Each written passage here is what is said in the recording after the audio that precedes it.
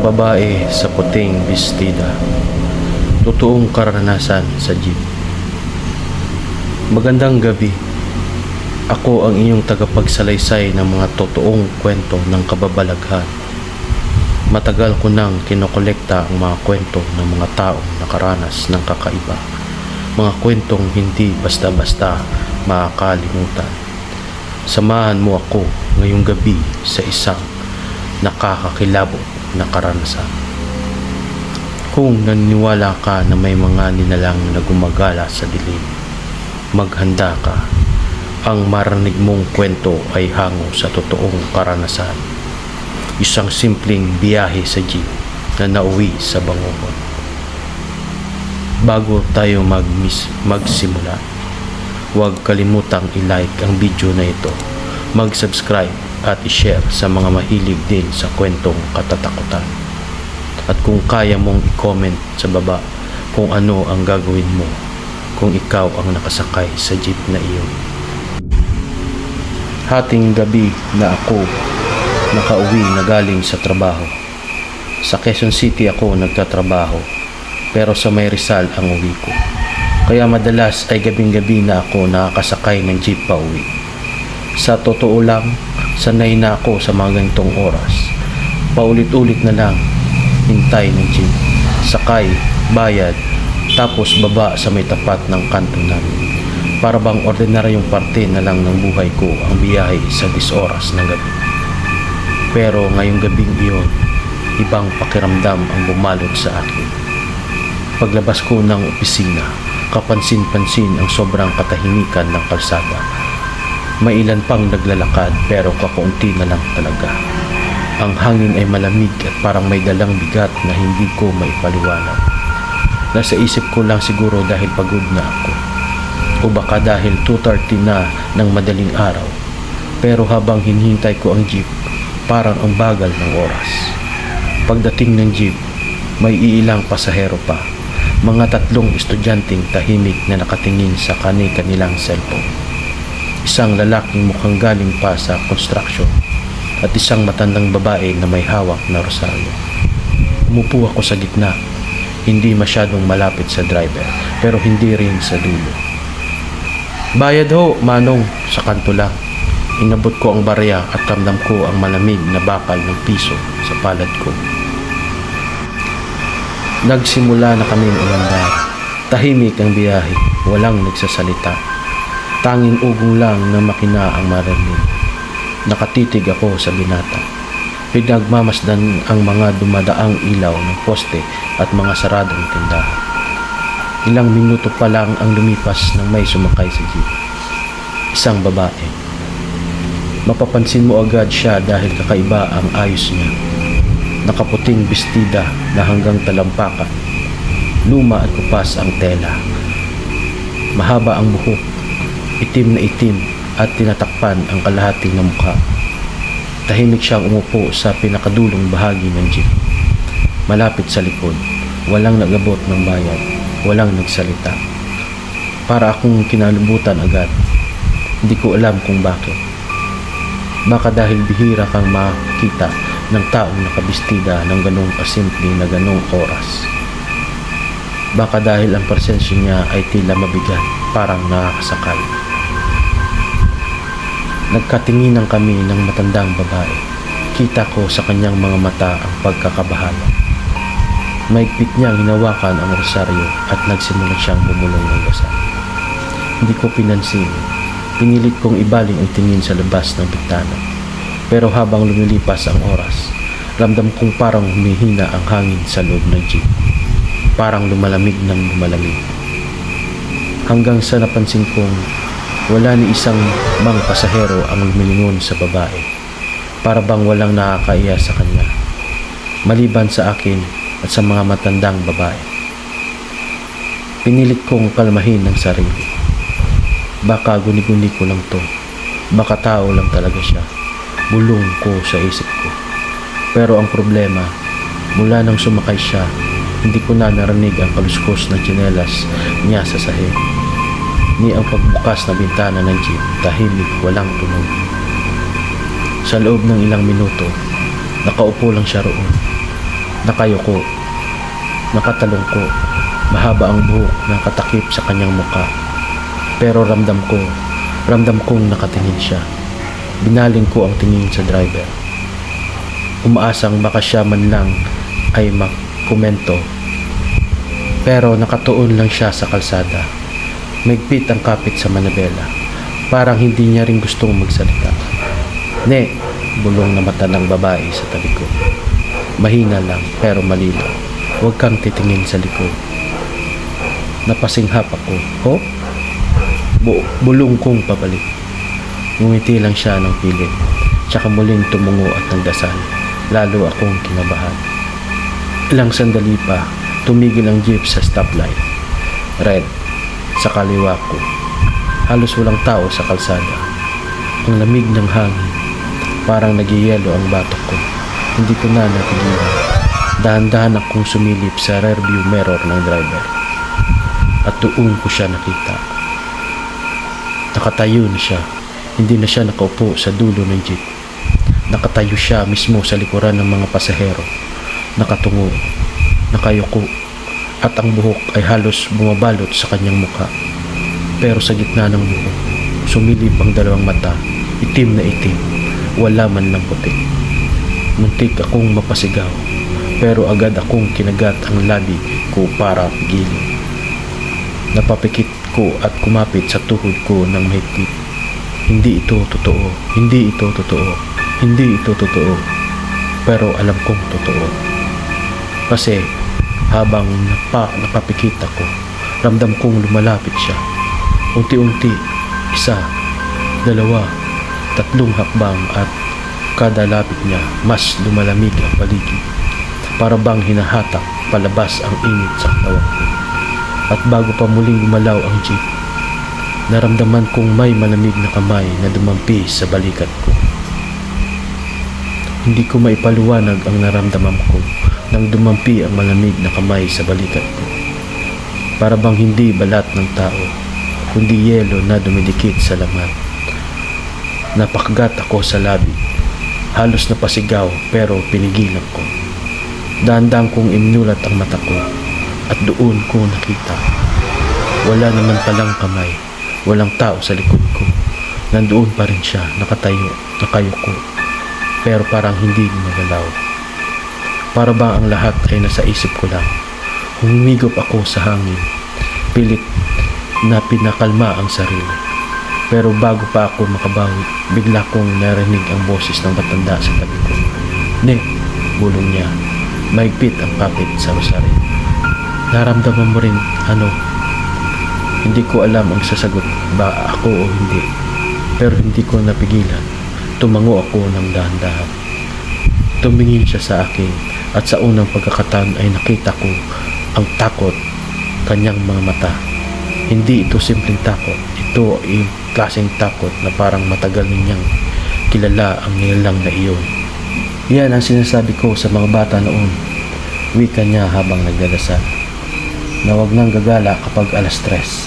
Dahil sa oras na yan, may mga nilalang na sasama sa atin. Mga kaluluwang hindi matahimik, mga multong naghahanap ng makasama.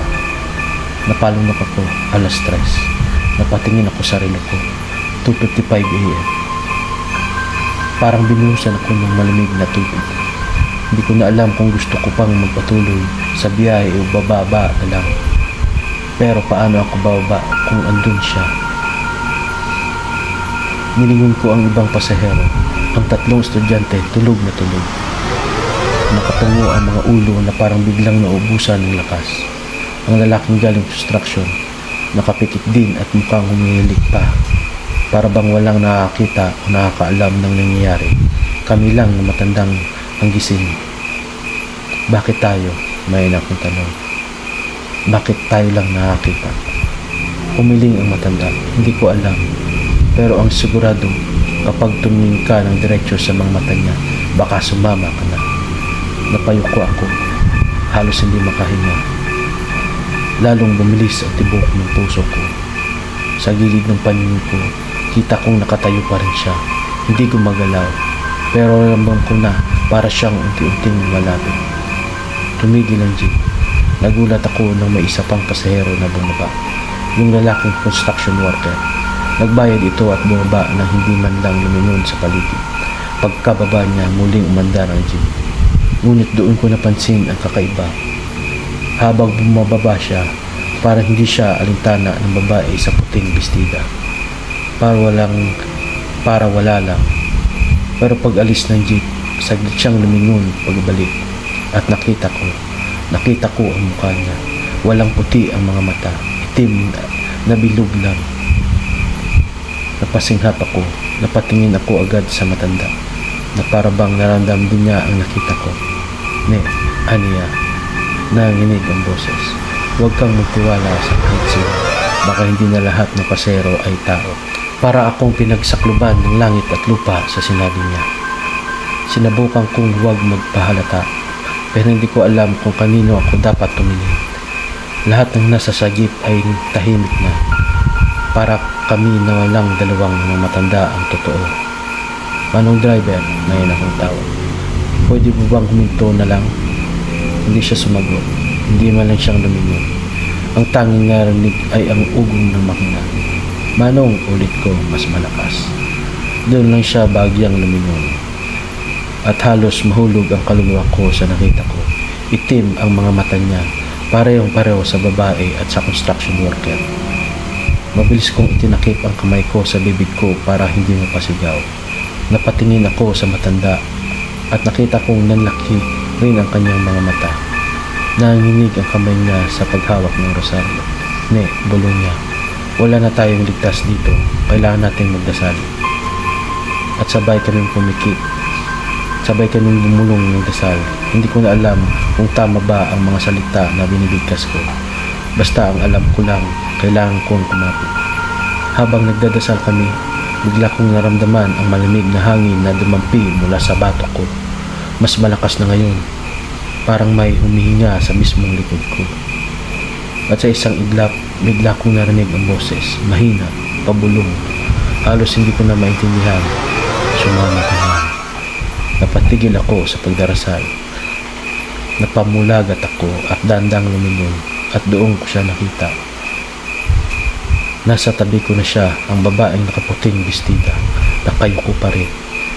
Nakatago ang muka sa kanyang buhok. Pero naramdaman ko ang malamig ng kamay nakahawak na sa hita ko. Sumama ka na, ulit niya. At bago pa ako makagalaw, biglang huminto ang jeep. Parang biglang huminto ang oras nang sumadsad ang jeep sa gilid ng karsada. Umalog ang buong sasakyan at muntik pa akong madapa mula sa upuan. Sa sobrang gulat ko, napabitaw ako. Sa rosaryo na inabot ng matanda kanina, nalaglag ito sa sahig ng jeep. Gumulong papalapit sa paanan ng babae. Hindi ko alam kung aabutin ko ba ito o hindi. Pero sa takot ko, natali na lang akong nakaupo, halos hindi makagalaw. Nakatingin ako sa babae. Nakayuko pa rin siya, mahaba ang buhok, nakatakip ang kanyang mukha, pero ramdam ko ang titig niya. Ramdam kong nakatuon siya sa akin. Rosaryo mo, ne? Bulong ng matanda, nanginginig ang boses. Abutin mo, hawakan mo. Dandan akong yumuko, nanginginig ang kamay ko habang inaabot ang rosaryo. Sa mismong sandaling iyon, biglang gumalaw ang babae. Umusog siya sa bagya. Dumikit ang laylayan ng bestida niya sa kamay ko. Para akong napasok. Pero imbis na ang init ang nadamam ko, sobrang lamig ang dumampi sa balat ko. Napaatras ako. Napaupo ng tuwid. Hawak-hawak ng rosaryo na parang ito lang ang natitirang proteksyon ko. Hindi siya totoo, bulong na matanda. Huwag kang lalato. Hindi ko na alam kung anong patiniwalaan ko. Nanginginig ang buong katawan ko at ang pawis ko ay nanalamig na. Pero isang bagay ang malinaw. Hindi ito basta guni-guni. Totoo siya. Totoong nandyan siya. Dahan-dahan akong itinaas ang tingin ko sa rearview mirror at doon ko siya nakita ng mas malinaw. Hindi na siya nakayuko, nakaharap na siya at ang buhok niya bagyang nakabuka. Sapat para makita ko ang buong mukha niya. Maputlang, halos kulay ebo ang balat para wala ng dugo ang dumadaloy. Ang mga labi niya tuyong-tuyo na parang bitak na semento. Pero ang pinakakilabot ang mga mata. Itim, buong itim. Wala ni kaunting puti. Para kang tumingin sa isang hukay na walang katapusan. At sa rearview mirror, alam kong diretso siya nakatingin sa akin. Parang nawala ang hangin sa baga ko. Hindi ako makahinga. Hindi ako makagalaw. Para akong binibihag ng mga mata niya. Ne, biglang sigaw ng matanda. Sabay ko at hawak sa ulo ko. Huwag kang titingin sa kanya. Napapitlag ako. Para akong nagising sa bangungot. Mabilis kong ibinaba ang tingin ko. Hawak-hawak pa rin ang rosaryo. Nanginginig pa rin ang dibdib ko sa kaba. Ano ba yan? Anong nangyayari? Bulong ko. Halos umiyak na. Huminga ng malalim ang matanda. Hindi ko alam kung bakit siya nandito. Pero isa lang ang alam ko. Hindi siya naghanap ng jeep. Naghanap siya ng kasama. Doon, ako lalo pang kinilabutan. Musog ako palapit sa matanda. Halos dikit na kami sa isa't isa. Ramdam kong nanginginig din siya pero pilit niyang pinapakalma ang sarili. Tila sanay na siya sa ganitong mga nilalang pero hindi ibig sabihin ay wala siyang takot. Huminto uli ang jeep sa isang kanto. Dapat may bababa pero walang gumalaw. Walang nagsabi ng para. Tumingin ako sa paligid. Nakapikit pa rin ang mga estudyante. Parang walang kamalay-malay. Ang driver, nakatuon lang ang tingin sa kalsada. Para bang wala rin nakakita. Bakit parang tayo lang ang gising? Tanong ko sa matanda. Umiling siya. Hindi ko alam. Pero kung sakaling ikaw ang pinili niya, kailangan mong lumaban. Huwag mong ibibigay ang sarili mo. Napalunok ako. Para lalo lang akong nataranta. Bigla akong nakarinig ng kaluskos. Mabagal. Sunod-sunod. Tumingin ako sa sahig ng jeep at doon ko nakita mga paa niya. Nakayapak, maputla, halos kulay aburin ang balat. Dumudugo ang mga daliri at bawat hakbang ay nag-iwan ng bakas sa sahig. Dandan siyang naglalakad, papalapit sa amin. Manong, sigaw ko sa driver. Halos umiyak na, itigil niyo ho, bababa na ako. Pero hindi siya tumugon. Hindi man lang siya lumingon para bang wala siyang naririnig. Baba na ako, sigaw ko ulit. Halos sabay na akong naglalakad pa atras papalayo sa babae. At doon ko napansin, hindi siya lumalapit sa matanda. Ako lang ang nilapitan niya. Mabilis kong isinuksok ang sorsaryo sa palad ko. Halos pinitpit ko sa higpit ang hawak. Umalis ka, bulong ko. Nanginig ang boses. Hindi ako sasama sa iyo. Ngunit bigla siyang tumigil. Nakatayo lang siya sa harap ko. Ilang hakbang na lang ang pagitan namin. Nakatungo pa rin. Pero ramdam kong nakatingin siya diretso sa akin. At doon ko muling na rinig ang bulong. Sumama ka na. Parang bulong sa loob ng tenga ko mismo. Malamig, malapit. Napapakit ako ng mariin. Hindi, bulong ko. Halos wala ng boses. Hindi ako sasama. Bigla kong naramdaman ang matandang pasahero. Mabilis na itinapat ang rosaryo sa babae. Atin ka, Panginoon. Umalis ka rito, sigaw niya. Halos nanginig pero buo ang boses. Sandaling katahimikan. Tapos biglang nawala ang babae. Walang tunog, walang usok. Parang hindi siya kailanman naroon. Napamulat ako. Tumingin sa paligid. Wala na pala siya. Pero hindi ako mapalagay. Kasi sa rearview mirror, bago pa man siya tuluyang naglaho, nakita ko ang mukha niya na nakangiti. At alam kong hindi pa tapos ang lahat. Mabilis ang tibok ng puso ko matapos siyang maglaho. Para akong binunutan ng tingin. Pero hindi rin ako mapakali. Dahil kahit wala na siya sa harap ko, ramdam ko pa rin ang presensya niya. Para bang nasa paligid lang siya nag-aabang. Tahimik ang jeep. Ang tatlong estudyante ay nakatulog pa rin. Walang kamalay-malay. Ang driver parang estatwa na nakatitig lang sa kalsada.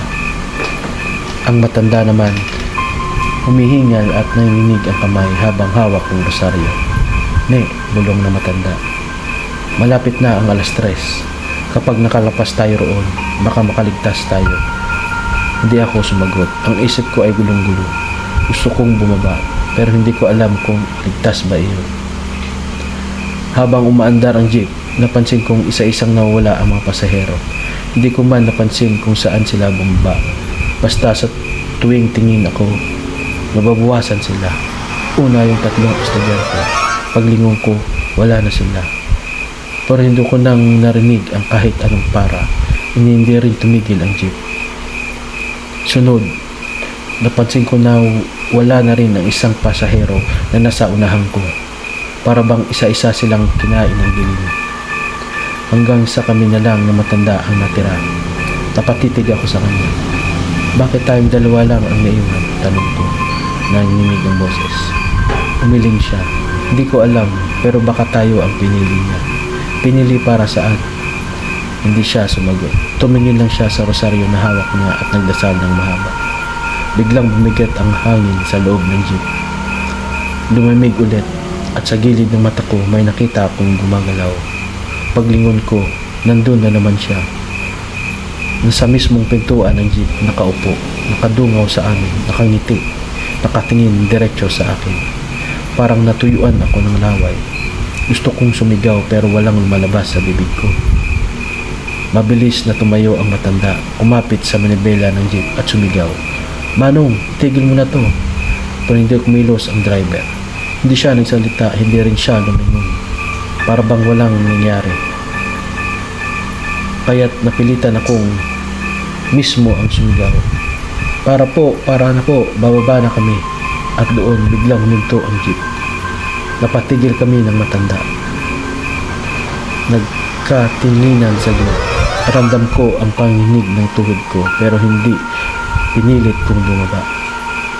Pagsilip ko palabas, dilim. Wala ni isang tao, walang kalsadang maliwanag. Tanging mga ilaw lang ng jeep ang nagbibigay ng kunting liwanag sa daan. Wika ng matanda. Mahina pero mariin. Basta wag kang lilingon, kahit anong mangyari, dumiretso ka lang. Tumango ako, halos maluha sa takot, bumaba kami ng sabay. Pag-apak ko sa semento, malamig, mas malamig kaysa karaniwan. At sa bawat takbang namin, ramdam kong may sumusunod sa likod namin. Bilisan mo, bulong ng matanda. Hawak pa rin ang rosaryo, wag kang hinto. Naglakad kami, 1, 2, 3 hakbang. Wala akong narinig kundi ang tunog ng yabag namin. Wala ni isang tao sa paligid. Walang aso. Walang kahit anong ingay. Para bang patay ang buong paligid. Hanggang sa bigla kong narinig ang tinig. Sumama ka na. Napahinto ako. Para akong na-freeze sa kinatayuan ko. Alam kong nasa likod siya. Ramdam ko ang malamig na hangin. Ang bigat ng pasensya. Hindi ako nagkakamali. Huwag kang lilingon, sigaw ng matanda. Sabay hawak ng maigpit sa braso ko. Huwag kang makikinig. Pero mas lumakas ang boses, mas malinaw. Sumama ka na. Para bang nasa mismong tenga ko. Naluha ako, nanginig ako. Ayoko, bulong ko. Halos hindi lumabas ang boses ko. Magdasal ka, utos ng matanda.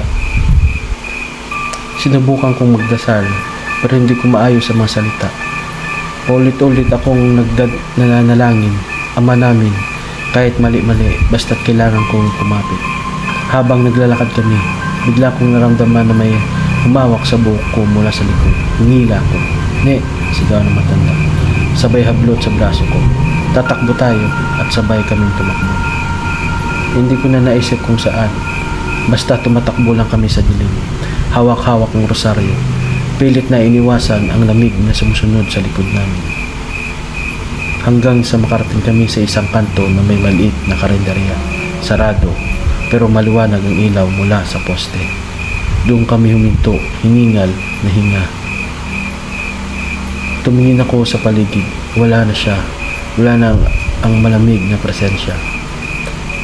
Pero bago ko man sabihin na ligtas na kami, biglang nagsalita ang matanda. Hindi pa, ito tapos, Hindi ka pa ligtas. Hindi pa tapos, Paulit-ulit ng bulong ng matanda habang hingal na hingal. Nakatingin siya sa madilim na kalsadang pinanginaga namin. Hawak pa rin ng maigpit ang rosaryo na parang iyon lang ang nagtatali sa amin sa mundong ligtas. Pinilit kong kumalma kahit nanginginig pa rin ang mga tuhod ko. Pero wala na siya, diba? Wala na. Umiling ang matanda. Kapag napansin ka niya, hindi ka na niya basta-basta pakakawalan. Nalaglag ang sikmura ko sa sinabi niya. Hindi ko alam kung iiyak ba ako o sisigaw. Gusto ko na lang umuwi, gusto ko nang matapos ang lahat. Nagpasya kaming maghintay ng masakyan sa ilalim ng poste ng ilaw. Pero halos kalahating oras na ang lumipas. Wala na isang jeep o tricycle ang dumadaan. Para bang iniwan na kami ng mundo. Tahimik, maliban sa hunin ng mga kuliglig, wala kaming marinig. Ne, kapag dumating siya ulit, tandaan mo, huwag kang lilingon. Mariinbilin ng matanda. Tumango ako kahit nainig, pero sa loob-loob ko, hindi ko alam kung kaya kong sundin. Habang nakatayo kami roon, bigla kong narinig ang mahinang yabag mula sa dilim. Mabagal, unti-unti, papalapit. Parang mabigat ang bawat hakbang. At kasabay ng tunog, bumaba uli ang temperatura. Ramdam ko ang lamig na gumagapang sa balat ko. Diyos ko, bulong ko. Halos hindi makapagsalita. Huwag kang gagalaw, utos sa matanda. Sabay hawak ng mas maigpit sa kamay ko. Lumakas ang yabag hanggang sa para bang nasa ilang metro na lang mula sa likod namin. At doon ko narinig ang tingin na iyon ulit. Mahina pero malinaw. Sumama ka na. Napalunok ako. Gusto kong takpan ang tenga ko. Pero para bang kahit saan manggaling ang boses niya. Sumama ka na. Mas malakas niya ngayon. Nanginig ang buong katawan ko. Sa gilid ng mata ko, may aninong kumikilos. Nandyan na siya. Nasa likod lang namin. Biglang hinila ko ng matanda. Tatakbo tayo, ne. Ngayon na. At sabay kami kumaripas ng takbo. Hindi ko na iniisip kung saan kami pupunta. Basta makalayo lang. Habang tumatakbo kami, ramdam ko na parang may humahabol. May malamig na hangin na sumusunod sa amin. At sa bawat segundo, mas lumalakas ang presensya niya. Narinig ko rin ang kanyang tawa. Mahina pero nakakabingi. Tawang parang naglalaro. Parang alam niyang wala kaming ligtas. Ne, bilisan mo pa, sigaw ng matanda. Pero halos hindi ako makahinga. Parang sasabog ng dibdib ko sa takot at pagod. Sa dulo ng kalsada, may maliit na kapilya. Nakabukas ang ilaw nito at tila bukas din ang pinto. Doon tayo, sigaw ng matanda. Halos mabuliw na sa kaba. Nagmadala kaming pumasok at sa mismong oras na nakapasok kami, biglang bumigat ang paligid. Parang may persang humarang sa kanya sa labas. Huminto kami sa gitna ng kapilya, parang hingal na hingal. Nakatayo kami sa harap ng altar, hawak-hawak pa rin ang rosaryo. Sa labas, narinig ko ang yabag niya paikot-ikot, parang nag-aabang. Ne, bulong na matanda. Dito muna tayo hanggang sumikat ang araw, hindi siya makapasok dito. Naluha ako sa ginhawa, kahit konti, pero hindi pa rin ako makapakali. Dahil ramdam ko, nakatingin pa rin siya sa amin mula sa dilim. Nang mag-umaga, saka pa lang kami lumabas sa kapilya. Wala nang mga presensya, wala ang lamig, parang isang bangungot lang ang lahat. Naglakad ako pa uwi, bit-bit ang kaba at pagod. Ang matanda, nauna nang nagpaalam. Magdasal ka palagi, Nay, at iwasan mo ang biyahe kapag alas 3 ng madaling araw. Hindi lahat ng nakakasabay mo ay tao. Tumango lang ako, hindi ko na siya muling nakita mula noon. Pagdating ko sa bahay, agad akong dumetso sa kwarto. Nihagis ko ang bag ko at mahiga sa kama. Pero bago ko tuloy ang pumikit, napansin ko ang isang bagay. Sa salamin ng aparador ko, may marka ng kamay, malamig, basa, parang bagong dikit. At mula sa likod ko, narinig ko ulit ang tinig. Sumama ka na.